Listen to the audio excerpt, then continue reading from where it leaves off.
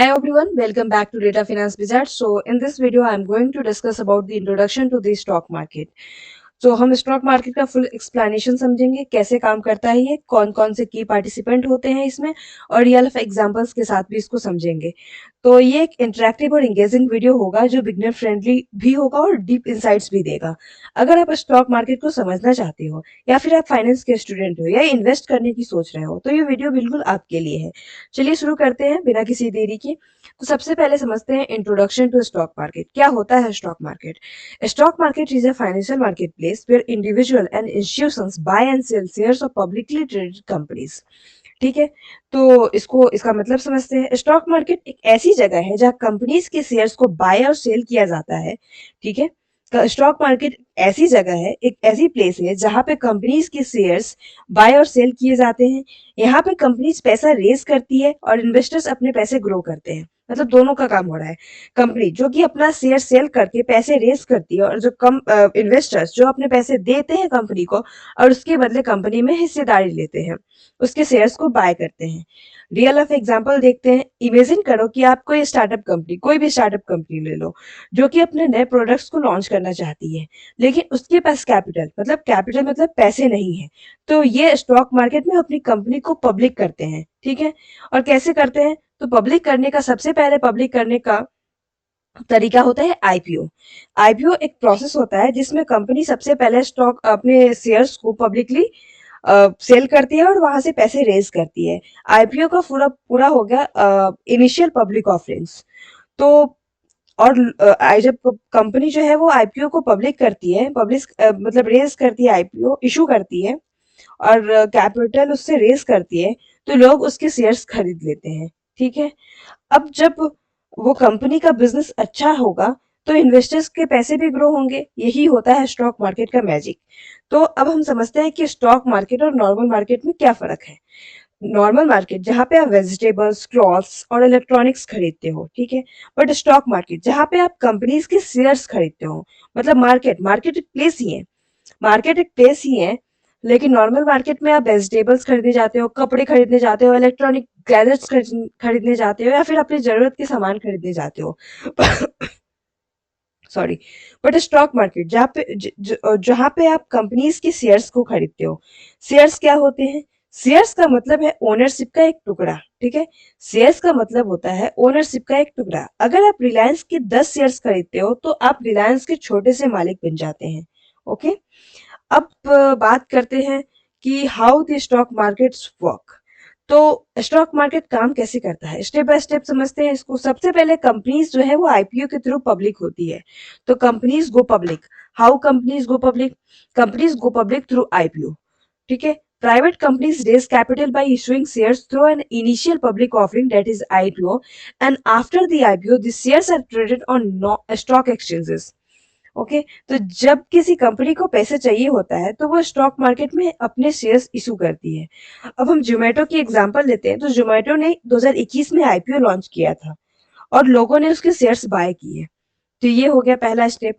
दूसरा, stock exchange पे trading होती है, मतलब स्टॉक एक्सचेंज फैसिलिटेटेड ट्रेडिंग। ठीक है, अब इंडिया में बीएसई, बॉम्बे स्टॉक एक्सचेंज, और एनएसई, नेशनल स्टॉक एक्सचेंज पे स्टॉक ट्रेड होते हैं। ओके, अब यूएसए में एनआईवाईएसई एंड नैस्डैक फेमस है। तीसरा प्रोसेस है हमारा स्टॉक प्राइस फ्लक्चुएट्स। ठीक है, इंडिया में बीएसई, ये तो हो गया। हाँ, प्राइस ऊपर या नीचे डिमांड या सप्लाई के कारण होता है। फ्लक्चुएशंस की अगर बात करें तो प्राइस ऊपर या नीचे, आपने देखा होगा जब थोड़ा सा भी आपको समझ हो स्टॉक्स के बारे में तो आपको पता होगा कि प्राइस, किसी भी कंपनी के स्टॉक्स के प्राइस ऊपर नीचे होते रहते हैं। तो ये ऊपर नीचे क्यों होता है? डिमांड एंड सप्लाई के बेसिस पे ही चलता है ये। अगर लोग टाटा मोटर्स के शेयर ज्यादा खरीद रहे हैं तो प्राइस बढ़ेगा, अगर लोग बेच रहे हैं तो प्राइस गिरेगा। हमारा फोर्थ पॉइंट है इसका कि investors buy and sell stocks. ठीक है, आप ब्रोकर के थ्रू स्टॉक्स बाय कर सकते हो। और ब्रोकर कौन कौन हो सकता है? ब्रोकर प्लेटफॉर्म हो गया Zerodha, up stocks, grow, angel one, etc. आप कैपिटल गेन्स, मतलब प्राइस एप्रिसिएशन और डिविडेंड से भी पैसा बना सकते हो। एग्जाम्पल समझते हैं हम इसका। आप कैसे कैसे पैसा बना सकते हो, आप किसी कंपनी का शेयर लेते हो, अगर प्राइस उस कंपनी का ऊपर जाएगा तो आप वहां से पैसे बना सकते हो, या तो आप ऐसी कंपनीज में इन्वेस्ट करो जो कंपनी डिविडेंड भी पे करती हो, तो आपका एक रेगुलर इनकम का भी सोर्स बना रहेगा। अब हम बात करते हैं स्टॉक मार्केट के की प्लेयर्स की। उससे पहले एक एग्जांपल समझते हैं कि कैसे प्राइस एप्रिशिएट होता है, कैसे आप कैपिटल गेन कर सकते हो। अगर आपने इन्फोसिस का एक शेयर जो कि 1000 में बाय किया और प्राइस 1500 हो गया उस शेयर का, तो आपका एक शेयर पे 500 का प्रॉफिट होगा। ठीक है, आपको एक शेयर पे 500 का प्रॉफिट हो गया।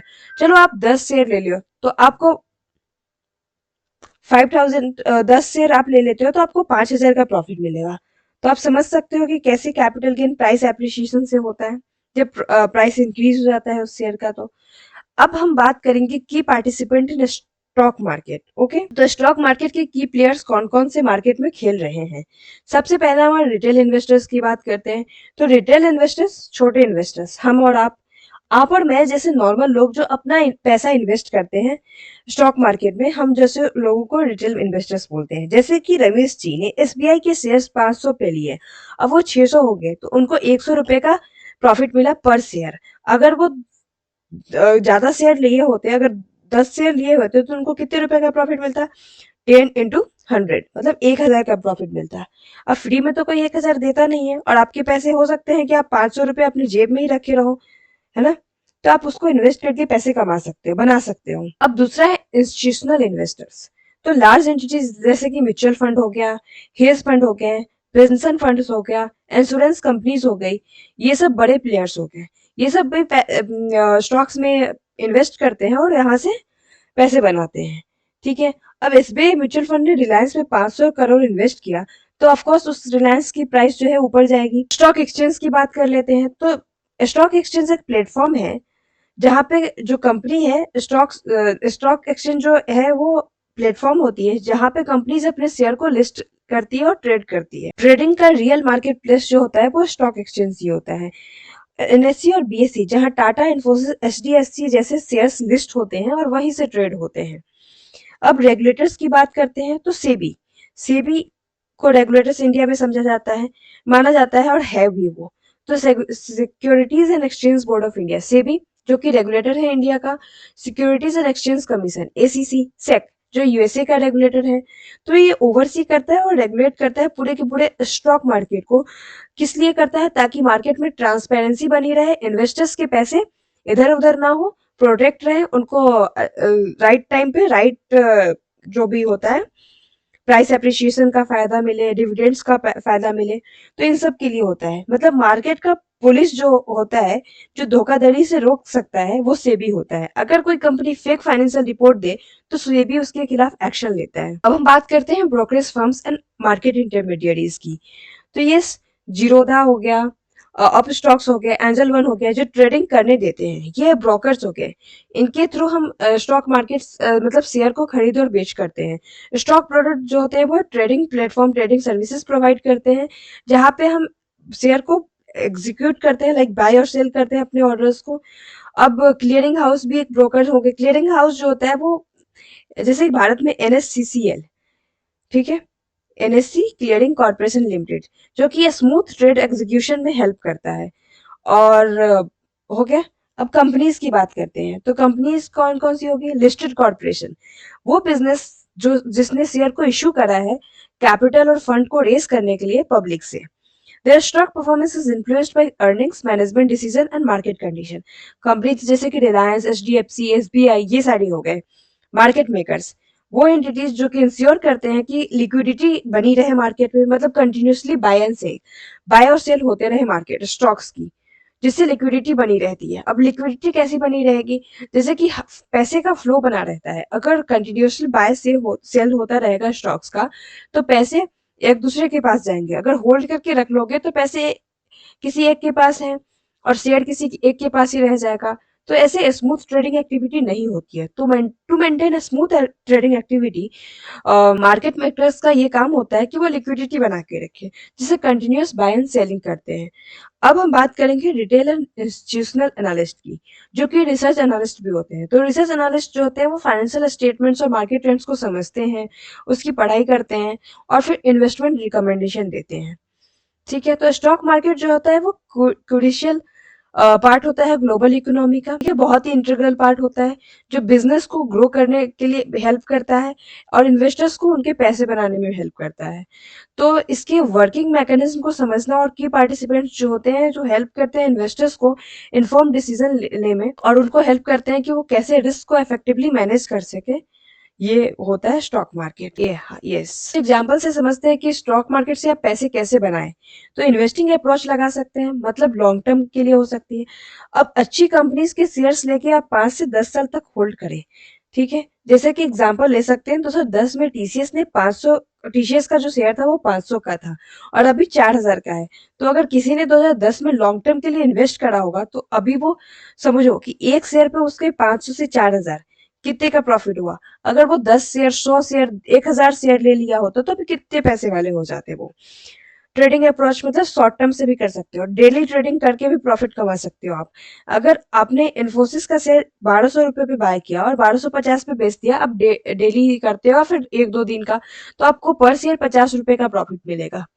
डिविडेंड इन्वेस्टिंग भी हो सकता है, जो कंपनीज प्रॉफिट्स का एक पार्ट डिविडेंड के रूप में देती है, उस कंपनीज में भी आप इन्वेस्ट कर सकते हो जिससे आपका रेगुलर इनकम बना रहे, डिविडेंड आपको मिले, भले ही कंपनी ज्यादा कंपनी की प्राइस जो है, स्टॉक की प्राइस ज्यादा अप्रिसिएट हो ना हो, लेकिन आपको डिविडेंड के रूप में पैसा मिलते रहे। तो आईटीसी हो गया, एचयूएल, कोल इंडिया, ये सब रेगुलर डिविडेंड देती है। हमेशा रिसर्च करके इन्वेस्ट करें, रिस्क को समझें और डाइवर्सिफिकेशन करें, मतलब एक ही जगह एक ही कंपनी में एक ही इंडस्ट्री में सारे पैसे ना लगाएं। सब पैसे एक स्टॉक में मत लगाइएगा, सारे पैसे एक इंडस्ट्री में मत लगाइएगा। तो आप डाइवर्सिफाई करें, पहले आप समझ लें कि कौन सा इंडस्ट्री सिक्लिकल होता है, कौन सा इंडस्ट्री नॉन सिक्लिकल होता है। फिर चीजों को समझ के कौन सी ज्यादा हाई ग्रोथ इंडस्ट्रीज होती है, किस इंडस्ट्री में अभी गवर्नमेंट के लिए ज्यादा गवर्नमेंट ज्यादा एडवांटेज दी है उस कंपनी को। तो इन सब चीजों को समझकर जब आप इन्वेस्ट करेंगे तो जरूर आप प्रॉफिटेबल होंगे और आप बहुत अच्छा वेल्थ क्रिएट कर सकेंगे।